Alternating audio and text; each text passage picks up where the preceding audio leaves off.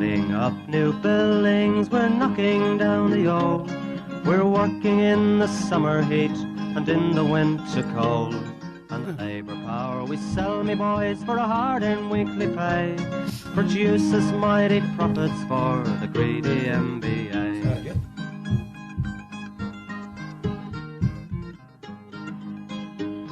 And whether we were born here or born in Italy, in Greece, in Spain or Ireland, in England or Fiji, we all of us are workers, united we must stand, until the wealthy bludgers have been driven from our land. Welcome to Creatures of the Industry, an ongoing series of oral history interviews with the people who made the building and construction industry in Melbourne and regional Victoria since the 1960s.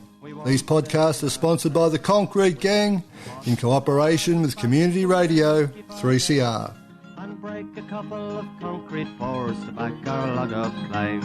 So keep your powder dry and hold your head up high. It's class to class and face to face, our limit is the sky. We've got a fighting history and we never will be cowed. Our builders' labour is a name to make a man feel proud. And it's a very warm welcome to some people in the studio today who are going to talk about the industry and particularly the contract scaffolding section of the industry.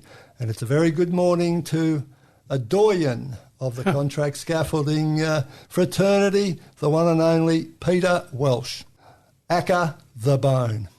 And with us we also have, well, almost scaffolding royalty. 3 generations of the McGaw family have been in the industry. Good morning, Horse. Ralph. And we've also got with us a bloke who's been around a long time, Mick Cody, Mitchie. Morning, Ralph. Who has done his time on the belt and in a number of other capacities over the years.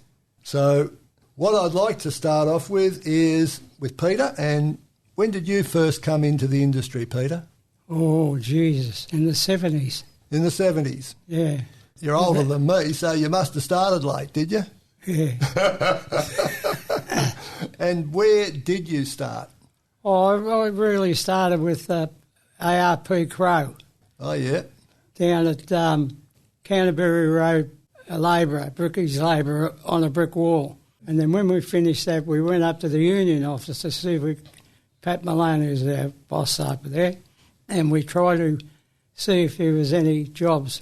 When we got up there, Paddy said, I've got a job straight away for you. He said, down the oil refinery. That was down at Altona Oil Refinery. And we started there. I think I stayed there for about maybe 2 or 3 years.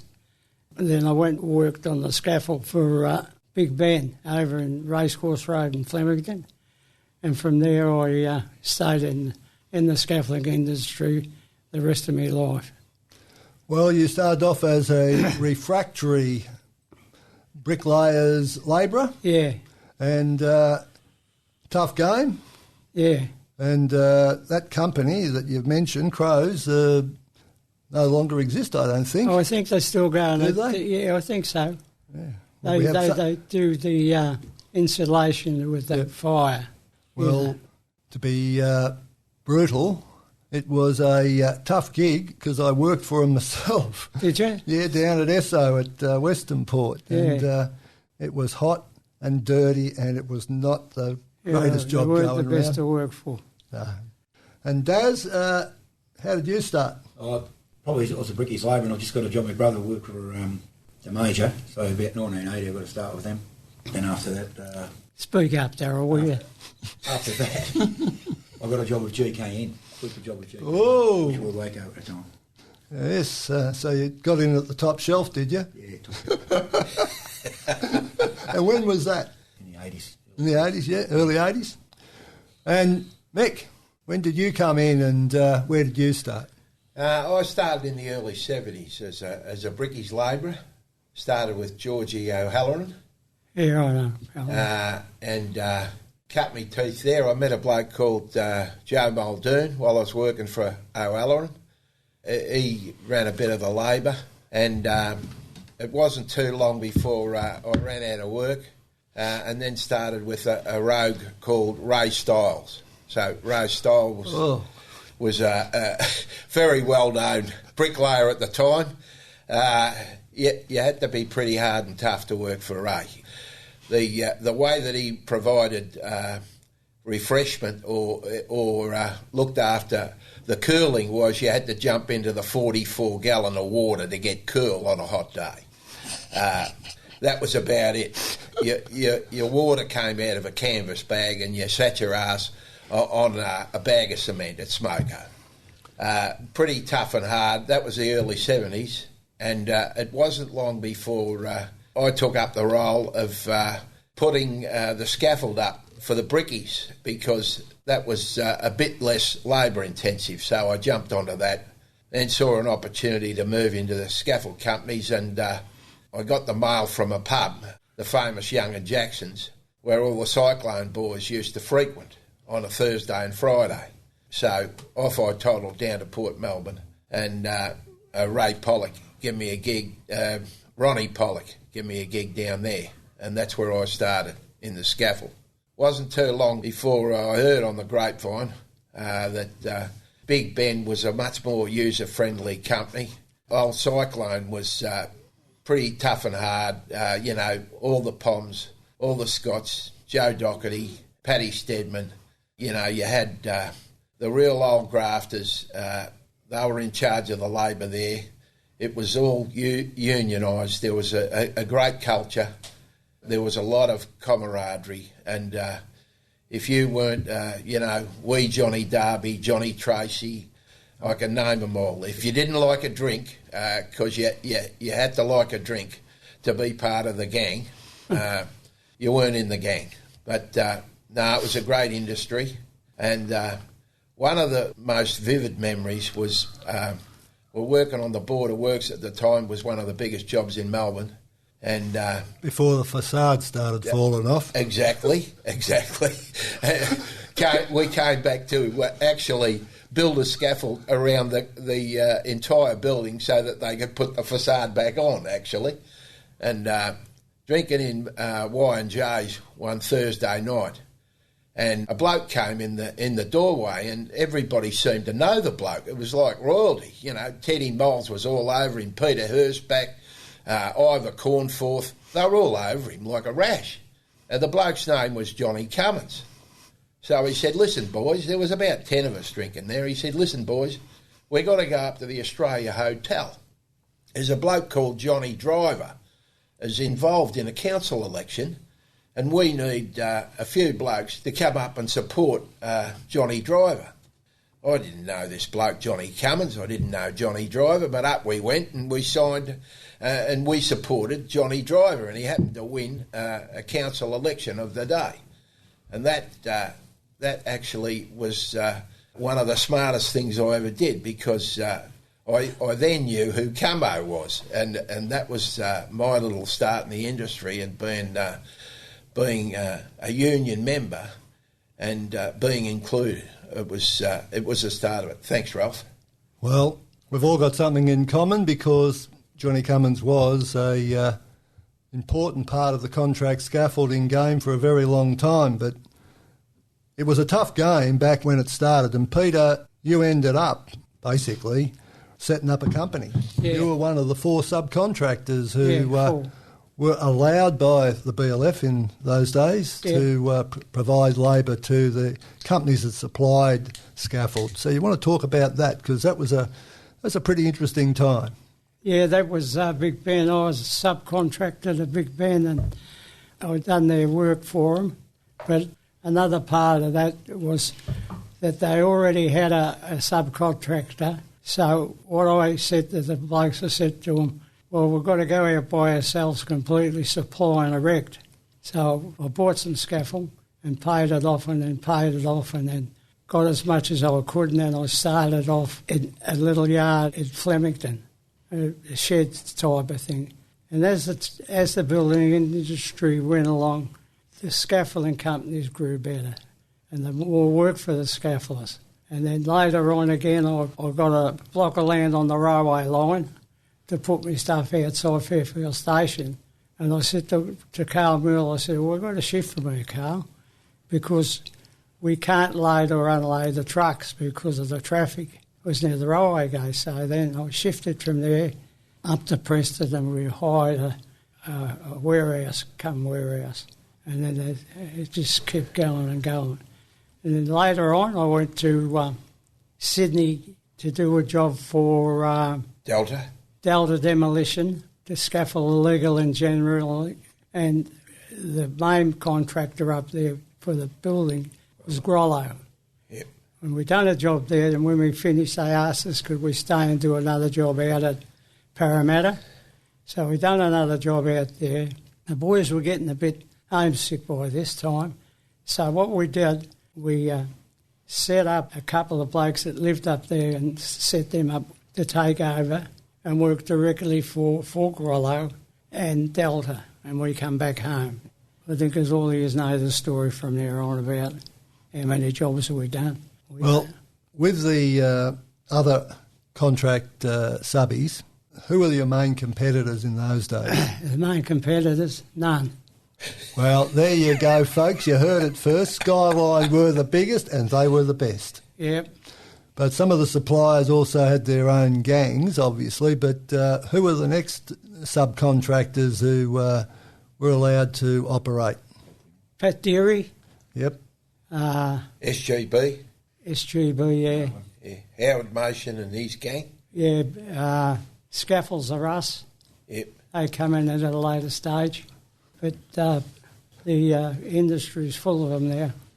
Yeah, well, that's right. But in terms of the suppliers, there probably wasn't that many suppliers around, was there? No, we done the first birdcage scaffold for Quick Stage when they came into Melbourne. It was the job was on the corner of Albert Road, Freemasons. We birdcaged that. That was the first big job.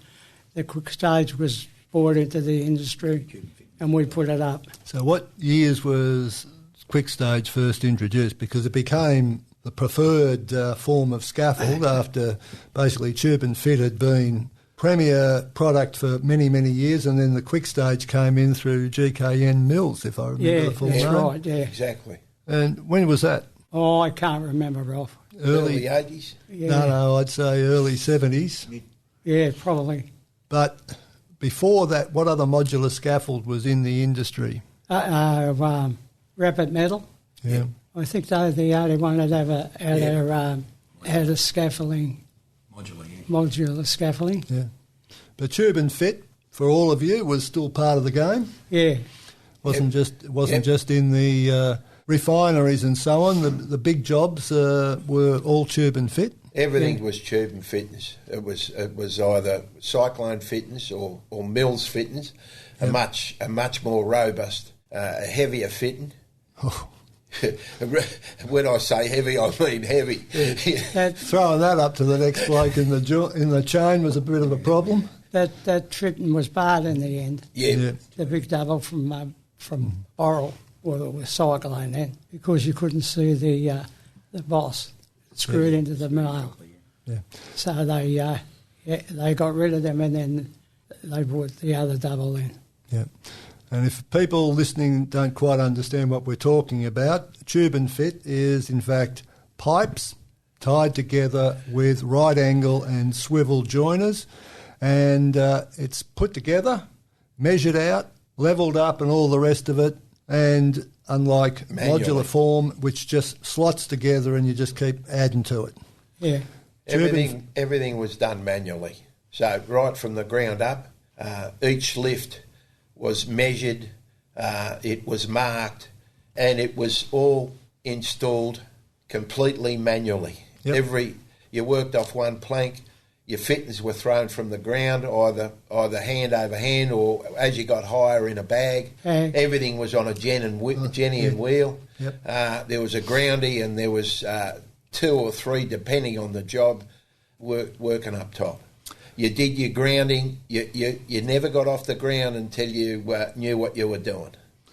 That's the way you learnt for sure, Yep, but yep. also might describe how it was up on the working platform.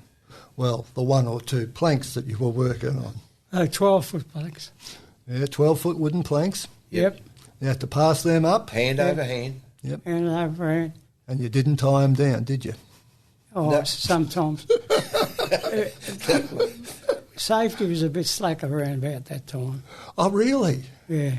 Yes, well, it was only in the 70s, I'll remind you, gentlemen, that the Department of Labour and Industry introduced scaffold tickets.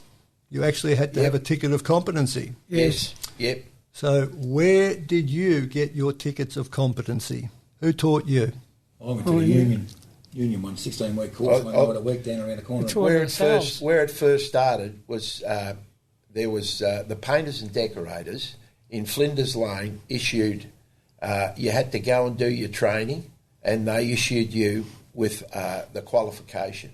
But that incorporated demonstrating that you could apply scaffold. And some of the tasks that you might remember were, hand over hand, placing a 20-foot tube vertically on a joining pin, working off one or two planks Above your waist. above your waist. So it wasn't all beer and Skittles, let me tell you. Yeah, it was hard. Well, I remember my course was out at Swinburne, and it was conducted by the Chief Scaffold Inspector, Mr. Roberts. Alan Roberts. Alan Yeah. Roberts, yes. And I've still got a photo of him in my office. And he wanted to know what you'd done in the previous week, because you had to have a bloody book signed off as to all the functions that you'd performed. And if I remember correctly, there was 1, 2, 3 and 4 scaffold. And I reckon 3. 1, 2 and 3. No, swings were 2. Yeah. What coverways? yes, there was C1, C2 and Yeah, C4. coverways, yeah. basic scaffold, Yep. your drop scaffolds, Yep. Cantilevered scaffolds. Yep. yes, your swing stages, Yep. and your bosun's chairs. Yeah, Yep. you're spot on. Yeah, well done. And it was basically a case of turning up, doing the course, and primarily what they were interested in is what you actually did practically, what you'd done before and what you were doing as you did the course. And it was a bit rough and ready, but you had people who actually knew about scaffolding going around and checking up on you. Yeah, spot on. Yeah. And Sailor Bill Broham was Gordon Gin. yes, Yeah. yeah, they were all the scaffold inspectors that went round and checked up on you, and they had to sign off before you got a ticket of competency. Nowadays, you can do a 2-day course at some so-called registered training providers, and off you go. And I am amazed. There was a lot of rules with the tube and fittings. Yep. The vertical and the joint pin is not to exceed more than 1 foot above the ledger or the handrail. Yep. Because of the height.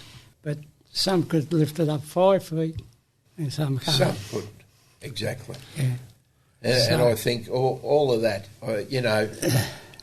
some of the changes in the industry, I think in those days, the majority of jobs you got in pubs. If you didn't get a job or a referral in a pub, you didn't get a job. I think Peter's organisation, for me to get a job with Big Pen, I had to front out to the United Kingdom Hotel. And then it was a bit of initiation of who knew you, what you could and couldn't do. And if you were a bit of a charlatan, you lasted 5 minutes because you could either do it or you couldn't. So if you were starting into the industry, cutting your teeth, you were a groundie, you were a hard worker. Yeah. And as you went along, and you worked from the ground up with the scaffold, so height became just an issue that you worked with, It wasn't something that you feared or you didn't take to, because you worked up with the scaffold. And like I say, in those days, it was there were no CVs, there were no interviews. You went along and you either had a job or you didn't. some of the jobs that you did in those days, Peter, were I can remember erecting a stage for out at the showgrounds for Slade. That's it, Slade. Yeah, and They done a runner. They did a runner. Forgot to pay you. A beautiful knotty older, and out at Kooyong, erecting the stage out there for the sound blow when they exceeded the noise limit in the area to all the finery out there in Kooyong and Toorak. We put up the stage for Pink Floyd at the time. Rolling Stones? The Rolling Stones. I think there was a fight out there. Might have been Lionel Rose and Alan Rudkin. That was it. We done that. We did that as well. Yeah. So they were some of the things you did.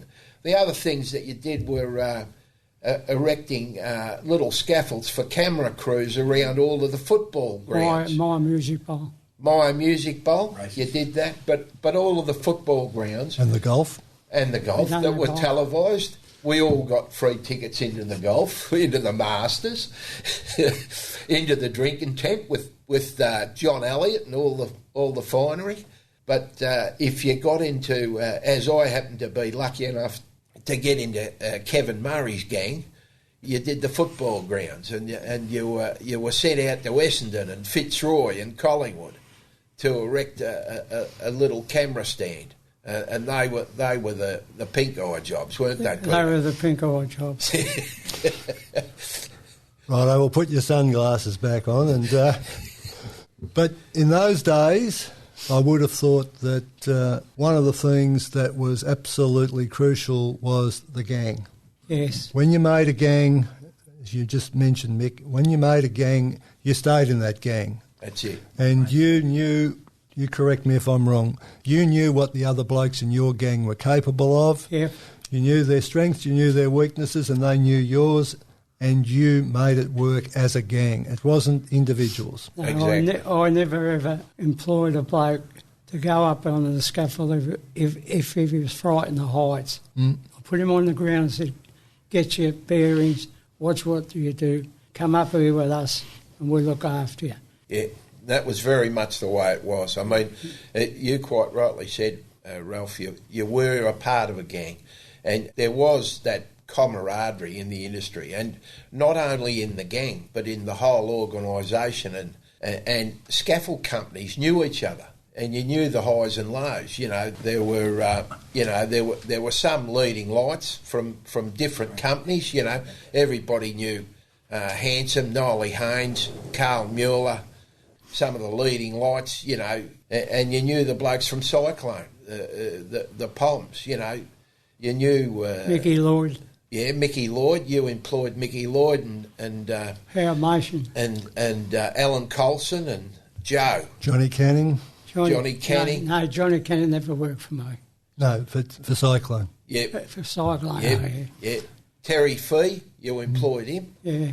Dennis Robinson. He was our best friend. Dennis Robinson, Oh, there's a lot of names Johnny there. Derby. You know, we could go on and on. But, But everybody looked after one another.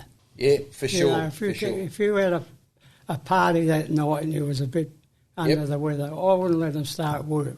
We'd put them in the shit, say, sit in there, you get paid for it, don't worry, but I'm not going to work you.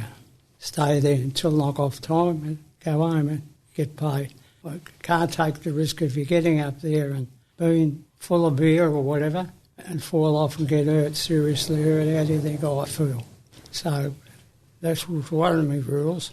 What about get-togethers at Christmas time, Peter, when the holiday pay was handed out? What went on there, mate?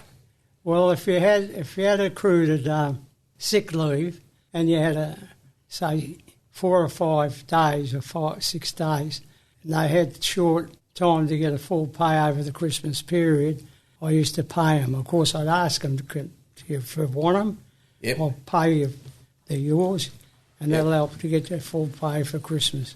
Yep. And it worked out very good. So what I had to do, I had to put them off. Yeah.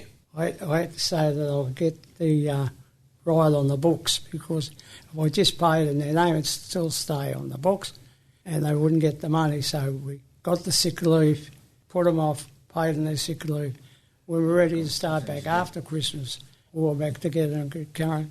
So one of the things that he's trying to explain was in relation to sick leave. So if you had accumulated sick leave and you were coming up to Christmas and you had sick leave in the bank, you were finished up at Christmas and started off on a level playing field with no sick days. And that quite regularly happened every year. Give you sickies, you know, mate. Until such time as blokes like Peter and Big Ben, there was a cumulative sick leave.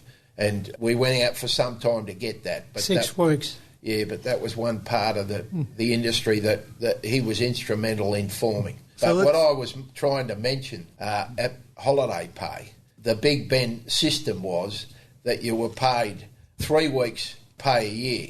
That was paid to you at the yard over at Newmarket, where everybody assembled on break-up day for a barbecue and a drink. At the end of that, there happened to be a swai game in the yard. So you were paid your holiday pay, and then you were party to a swai game. If you got home with your holiday pay, you're a very lucky bloke. And there'd be 20 or 30 blokes around that ring, and they weren't betting in Zacks and trays, let me tell you. There was plenty of money at those swai games, Peter. Yeah. So this has led me to think about what's changed in the industry and the contract scaffolding sector in particular. What's changed over the years? And Every deck decked out, every lift decked out would be the best one they've got. so in terms of procedures for the erection and dismantling of scaffold, that's the biggest change Yes, and the best. and the best. And a double handrail. It used to be a single handrail. Double handrail, a handrail as you go. You know, some of the safety implementations in this day and age, you know, the ability bracing as you go, you know, in the old days, that was all done at the end of the day, you know, and it wasn't done off planks, let me tell you. You get up to the top, you're working up the top, you just climb up the scaffold. No way, doesn't know. Just have to climb up one board. But you were right, Peter. The full deck. Full deck. That was the biggest implementation of safety in my time. Well, in terms of actual incidents which resulted in serious injury or death, let's do a comparison between what it was like 40 years ago and what it's like today. What do you reckon? Has it changed? Has it improved? I mean, clearly there are, as you've said, there are things that have made work safer, but are people still getting injured? Are people getting killed? Has the industry fundamentally improved, or is it all show and not much go? No, it's improved. Yep. Yeah, I think definitely improved, and I think statistics will tell you that. And of course, you know, it's evolved. As we were discussing, you know, you go from tube and fitness to modular scaffold, and all that incorporates the safety factor in that. You know, the method of building it is safer. The actual distribution of the components is safer. So the whole thing is safer. There's no doubt about that. However, I don't think, you know, the thing they provided back in those days, it might have been fairly primitive, but they provided their own control measures. You know, you would not get anybody putting anybody in a position of harm or danger, but the risks that you had to take were absolutely more dangerous than they are in the industry today. Horse, what do you reckon? In your experience, it's more safety orientated now. You used to go up on a demolition job, 15 stories up, you just take 2 decks of boards up with you. That was it, and then you come down, you put the shake cloth on the steel, you walk around the steel and you put the shake cloth on. You know what I mean? You're looking down, and so it's more, and they used to have a single handrail until someone fell through that single handrail and died when they got hit on the head with a standard. In Collins Street? Yes, in Collins Street. And they bring in a double handrail, pass it down. So it used to be a single handrail. I don't even think we had handrails for ourselves, only when we got up the top. Never, ever work beyond a handrail. And you'd work on 3 planks, just pass it up. I'm not a great lover of putting shade cloth on a scaffold. Yeah, the wind's a killer. It's too dangerous. And what other changes do you reckon have been introduced that have been worthwhile? I mean, full full decking and Definitely. double handrails and so on. But that's also a question, I suppose, about the Department of Labour and Industry, now WorkSafe. Have they played a positive role, or have they just complicated the issue? In terms of actually the practicalities of putting up and pulling down a scaffold. Yes. They've got a lot better. They got a lot better? Yes. We used to be one bloke going around the Department of Labour, Tracy. The boys that put the scaffolds up in the city are done properly. It's the ones in the outer suburb. Yes. Yeah. They're the ones you've got to watch. So-called domestic. Yeah. Touchwood. And then you've got to put your lifts in where you've got to put them in, but it's in the city. It's very well controlled. Now, in terms of the industry, we'll have a talk in a minute about the changes that have taken place, but maybe have not been such a great idea. But first of all, I've got to play a little jingle. You're listening to Creatures of the Industry on Community Radio 3CR. Yes, you're indeed on 3CR, compliments of the Concrete Gang, and we're talking to The Bone, Horse and Mickey? Mingy, sorry.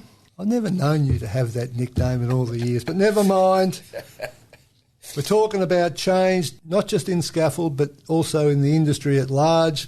Have there been changes which have not been such a success, that maybe have been a waste of time or adversely affected how work has actually performed in the industry? Got any thoughts on that?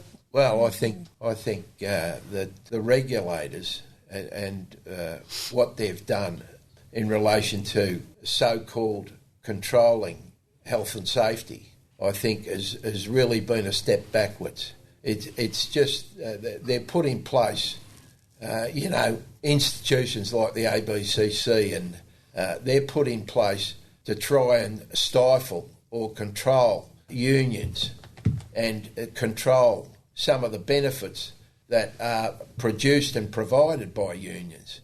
Safety is really number one not priority. It's not a priority. It's not a part of it. The way that they enter a building site, the way that they question people, the whole thing is intimidatory.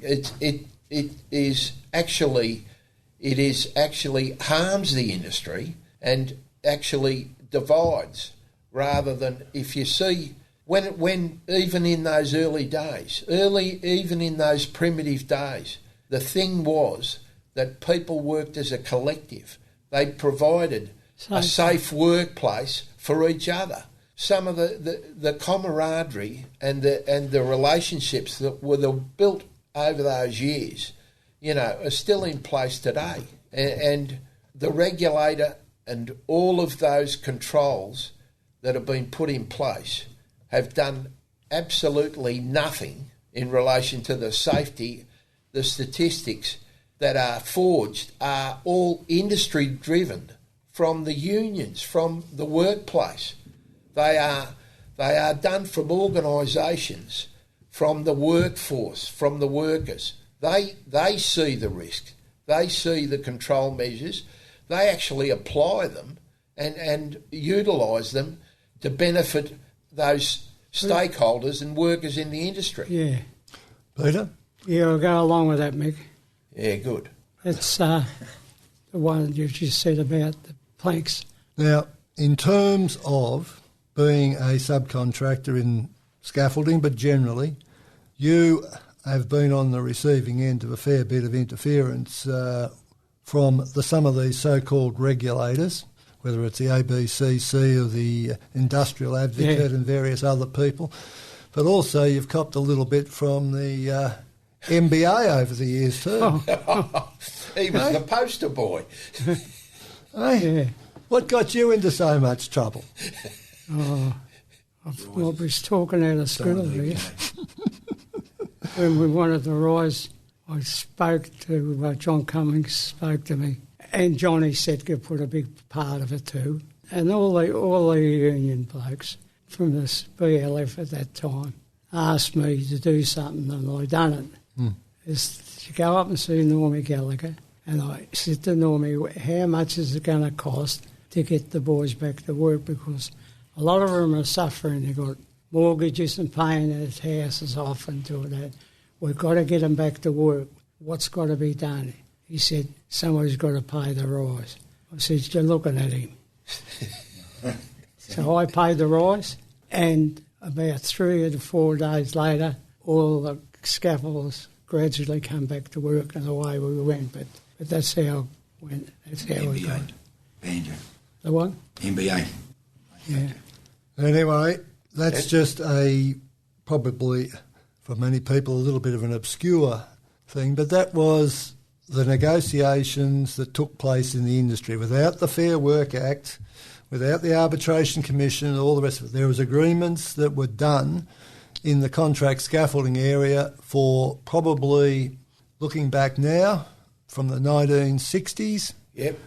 And Normie Wallace was Yeah. the convener of the contract scaffolding meetings and negotiated the deals with the Contract Scaffold Association, which was part of the MBA, I might add. But all of those agreements set the conditions, gang sizes and all that. That was, I would have thought, one of the big changes in the industry, in the sector, in the time that I can remember. And one of the integral parts of that, Ralph, would be the scaffolders, as it is known, the scaffolders' picnic. That meeting, that monthly meeting that is oh so important for the distribution of information and keeping standards for the industry. That, to this day, is just as important as when it first started. Would you agree with that, Pete? Yes, certainly. Not that you were allowed to come. No. I knew whatever they wanted. I had a shop steward, and we all had a good relation with one another. And I used to say to them, if you've got any problems, you come and see me. And Mark Hunter at the time was our steward. And if you can't sort it out here, then you go up to CFMEU and put your story to them. We'll sort it out from there. And we never, ever had any trouble. Never. Well, Who was your first steward back in the day, Peter? Tony Mooney. The Welshman, Tony Meaney. Oh, fucking Tony Mooney. kept you honest. Yes, he did. But just reflecting on those meetings for just a second, you might recall after the deregistration of the BLF, there were 2 scaffold meetings every month. There were so. Yeah, exactly. Well, actually, there was right. probably 3 because we met at the Central Club opposite the market and the early opener, and then off to the BLF caucus meeting, and then to the BWIU You'd have contract scaffold meeting. old Billy Dylenberg yelling his head off. Yep. But we, Big Bird, there was a few people there. we had our meetings down at the Master Builders Association, Yep. down in Albert Street. Under the leadership of David Delacour. Dave, yeah. Yep. But Delicate. he was a great bloke, David Delacour. Don't worry about him. Caught him out once. He was quoting what the scaffold agreement said back in the early 1980s, and it wasn't quite right. And when I showed him his personally autographed copy of it, he had to change position rather quickly. Yeah. But that meeting was a big meeting. They had all the hierarchy from each scaffolding company. The project managers were always there, and I can always remember Ted Simmons, old Ted Simmons. He was a project manager from Cyclone, and he said, or I can remember him saying, every time we come in, if it's here, we've never won a bet yet, and we're not likely to win one. It's a matter of getting to the right path for both parties. Let's settle it. Put a proposal, what you want to give us and what you don't want to give us, because we ain't going to win it. So we've got to go along with it. Well, when Normie Wallace reached the end of his service with the BLF, Johnny Cummins took over the contract scaffold responsibility, And right through the deregistration, the first deregistration into the second deregistration of the BLF, John conducted those contract scaffold meetings.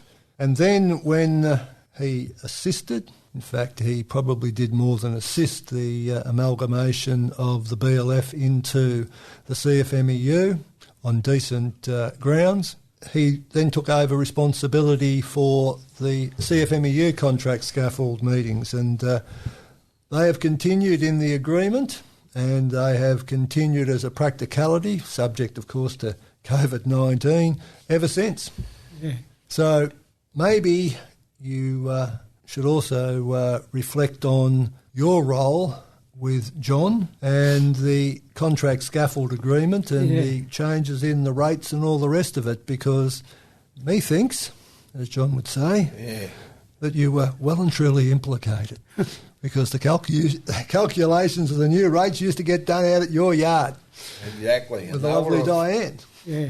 They were a forerunner to pay rises, to conditions that were implemented right throughout the industry, and they were started on the back of Johnny Cummins and those scaffold meetings. Yep. That's where they were given birth. I was going up Nicholson Street one day. Carl Mueller and me and Brett Fisher was in the car, and Johnny Cummins rang me up. I said, "Yeah, what do you want, John?" He said, "I'd like you to come up to the union office." I said, "I've got the pen in my hand," he said. So, yeah, all right, I come around. And what's his name? He said, "You're not going to sign that, you're not going to sign that." I said, "Listen, we're going to do it." So John's just read it out. Yeah, okay, sign it, pass it. And then I got thrown out of the that's when they got rid of me, out of the NBA. Master Builders Association. Yeah. But it all works out all right in the end.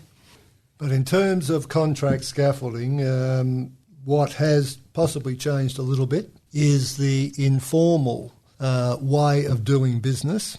Sure, you've made a few suggestions that it was done under pressure and all the rest of it, but that's the nature of industrial relations. But my memory, and you were a key part of it, was that the subbies actually got together and talked. Yes. And the conversation was probably pretty robust, and some of the suppliers, the big ones, Borrells and that, who took over Cyclone, were not necessarily concerned about the industry. But most of the people, I would say, who sat around that table as subcontractors and who, like yourself, negotiated with the union of whatever tag it had at the time, but with the union and the contract scaffolders, were people who came out of contract scaffolding. Yes. They weren't blow-ins who had never done scaffolding in their lives. They actually were creatures of the industry. Yes. Good, bad or indifferent, they were in the industry, they stayed in the industry. And I just think that maybe that under pressure from, one, the nature of industrial relations now, where you've got to have EBAs in place and all the rest of it, as opposed to informal agreements, the pressures that apply from the regulators like the ABCC and so on, that has changed. There are more corporates involving themselves in scaffold than there used to be. Yeah. And I'm not sure that has been a good outcome for the contract scaffolding sector as such. The face of the stakeholders has definitely changed. You know, as you quite rightly said, they came from nuts and bolts scaffold companies, scaffold hands that worked their way up into running these subcontracting companies, and they were all part of it. They cut their teeth in the industry. Now you've got corporates, you've got bureaucrats, and you know it's a money making machine now. It's changed dramatically. So if it's not cost effective, it doesn't fly with them. You know, it's all about the demon dollar. So in that regard, the industry has changed, definitely changed, and it's become a plus or minus, a numbers game. Peter, what do you think? There's some things here I didn't like. Very diplomatic. I can't understand, just give you an idea, over the paper mills, right? As you go across the bridge, there's two big scaffolds, big scaffolds. One gets one rate and this one here gets one rate. How does that happen? Well, that's the nature of the changes in the Fair Work Act, and once upon a time everyone was covered by the award and you added to it. Now the award is destroyed, and if there's no EBA, you are on whatever the safety net is under the award. And that I think that's been the major change that has taken place in the industry, which has been a complete disaster. There's two different rates. Yeah. Yeah, yeah. You can't operate like that. No. Now, let's just reflect perhaps on some of the personal highlights that you remember out of your time in the industry, Fine. and some of the people that you've met, some of the incidents, some of the disputes, some of the things that have occurred which maybe stick in your mind that maybe don't stick in other people's minds. I can tell you one. I was going to sell my business, right, to another scaffolding company, which is still operating now. And Johnny come to the yard the day a week before the turnover was going. Yeah, the transaction. Was going to And take John place. said to me, he said, "If you give this a second thought before you're about selling out?" I said, "Yes, John, yes and no." He said, "See those 40 blokes there?" He said, "If you sell out, they haven't got a job." I said, "Well, I'm going to go on with the scaffolding." And I didn't sell. That was sort of a bloke Cummins, was he? He had, you know, he knew my weaknesses. Yeah. But another one I did, I had a job out at Doncaster Shopping Centre. I'd done the first job out there. Those guys come from Sydney. Yep. They were standing to be corrected there. They come over as a formwork company, and we done the first job for a big job. 3 years was there. Yeah, there were 60 keys working out there. Yeah, I was one of them. It was a big job. But apart from that, Albert Jobelin was the shop steward out there. You know, remember The Albert? bread man. The bread man. He said, "I just got a mate of mine's coming out of the hothouse." He said, "Can you give him a job?" I said, "Yeah, just give me a couple of days to think about it, but it'll be right." So Blue was his name. I said, "How you going, Blue?" He said, "I'm going all right." So payday to go, right? Come around with the pays. He said, I said, "Hey, here's your pay, Bluey. Sign here." "What?" he said. "Anybody sign their name for that? He'll give you up." I've never signed anything in my life, He said, "I've never signed anything in my life." And I said, "Albert, explain to him, it's just to say that he's got his pay." So I had to convince him. I said, "It's your pay that you've received it." But oh, gee, says there was some Albert Joblin and them. Another one I had, I got him on. I wasn't actually trying to trap him, of course. One section of the shopping centre was finished, and I couldn't find, I forget the name of a couple of blokes, and I was trying to find them. So I thought, I'll go down there. I went down there, went into the part where it was finishing, hear the chatter and that. And I go up there and they've got booze on the job, right? So I said, "Excuse me," I said, no drinking on the job. I said, whose beer is this? Remove it from the site and get away. Nobody would claim it. I said, "Oh, well, if it don't belong to you, I may as well take it. I may as well take it if nobody owns it." They said, Put their hands up, did they? "Yeah." I said, "Look," and I explained to him, "That's about all. Pretty good." Well, I've got to say that one of the things that I'd put to you has changed in the industry, which is probably no bad thing, is the fact that we used to drink so much during the day. Yes. Yeah. Yeah. I mean, you'd be working on a job and then you'd go to McConnell's, Yep. the bar underneath in Elizabeth Street, have a couple of beers there for an early lunch, and then you'd go on to another job and you end up at the Kilkenny, up the top end of King Street. Might start at the early opener. A lot of that, I'm not saying it's completely disappeared, but that was probably That a was very the good best one. change. For sure. And where you had a limited break halfway through the day and you had to get, let's say, to be candid, 6 or 8 pots in at lunchtime. Easy. And that was a drink. That was a decent drink. Let me tell you, you didn't want to be splicing tubes after lunch. Yeah. Well, there's certainly been some changes in the industry in terms of contract scaffolding, but the industry generally, and perhaps in terms of industry things, what would you say were the biggest improvements that you've experienced in your time? Well, they got clothing, didn't they? Yep. They got the boots and the gear to wear. Issue. Yep. Issue. Stretcher accesses. Yeah, access is a big one. The distribution of gear is a big one too. I mean, you know, in this day and age, it's provided. You know, the distribution of gear is provided. You know, and it's part of the principle, or the subby gets it delivered. You know, in days gone by, it was dropped on the ground, and you had to get it to where you were building it. And in some cases, that wasn't easy. You know, No. if you're scaffolding a tank at Hastings, and the tank happens to be a half mile round, there was a lot of gear to walk around a tank.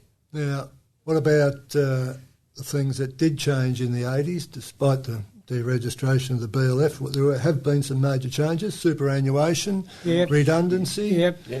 Incolink and the service provided by Incolink is second to none. You know, and I think you know we all understand this industry, what a dangerous industry it is, and mental health issues, and particularly through COVID and other things. You know, Most of the days off. Exactly. 36-hour week. Yep. The RDOs No, certainly that one of the biggest changes in this industry. No day fortnight. That's one of the biggest, but certainly those funds, Incolink, CBus, and the way that they're applied, and the assistance given to the worker in this day and age, and it's in the construction industry, and that is word of mouth. You go anywhere and people know about it, the services that are provided for our industry, and rightly so, being one of the most dangerous industries that you can work in.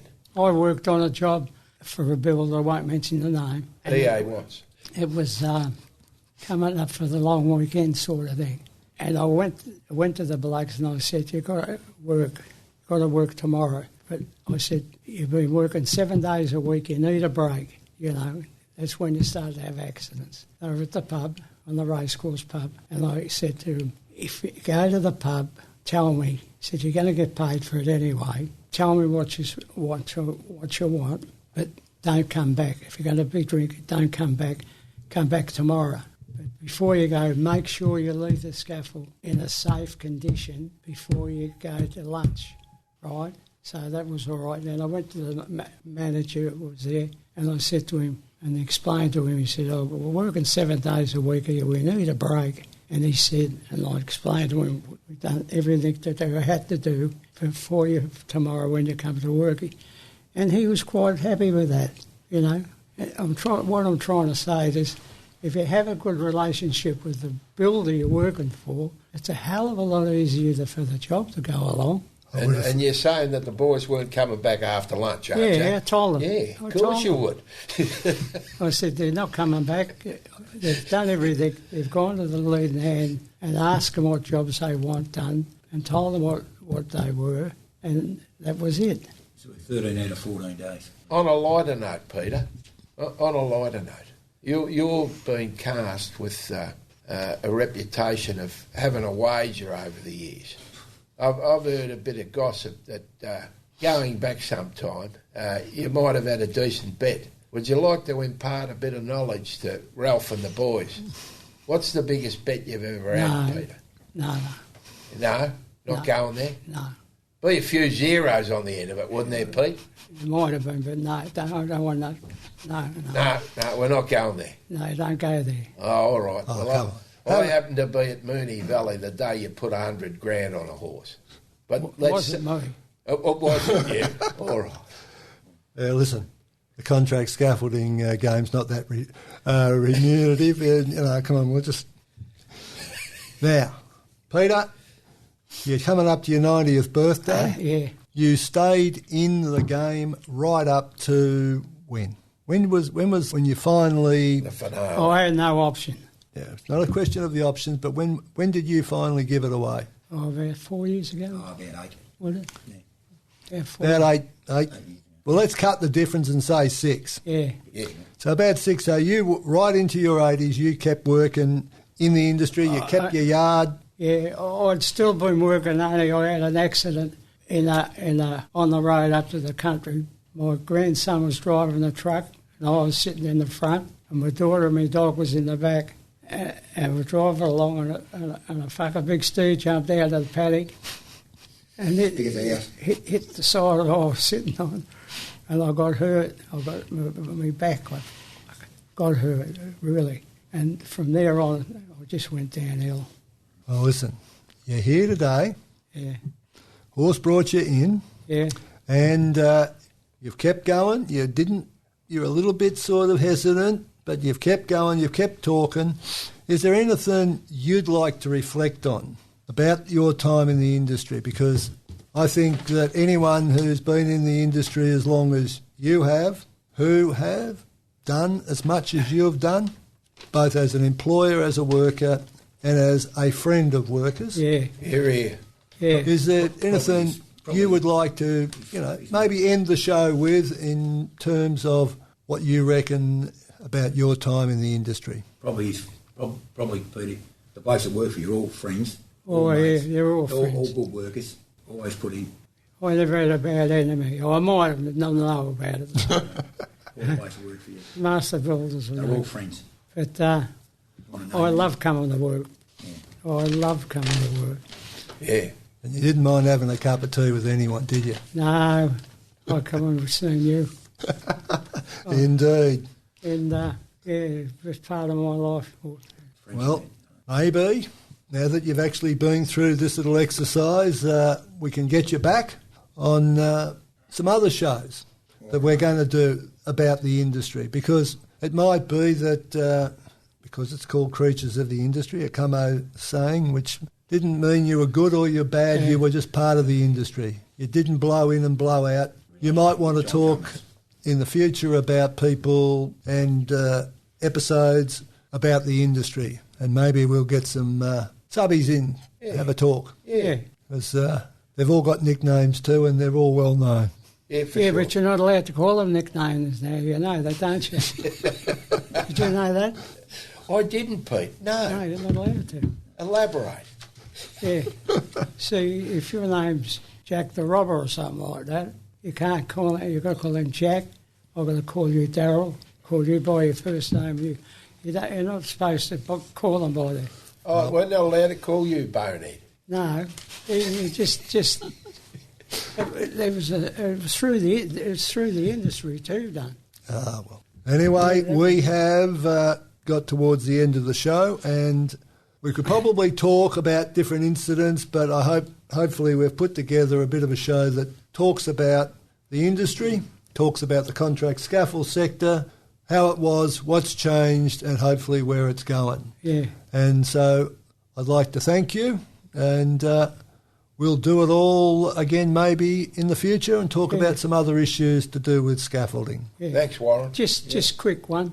When Delta come from the Latrobe Valley to Melbourne to work as a demolition, I done his first job. You mean Con, Con the infamous? and I good I know. I done the deals over the phone.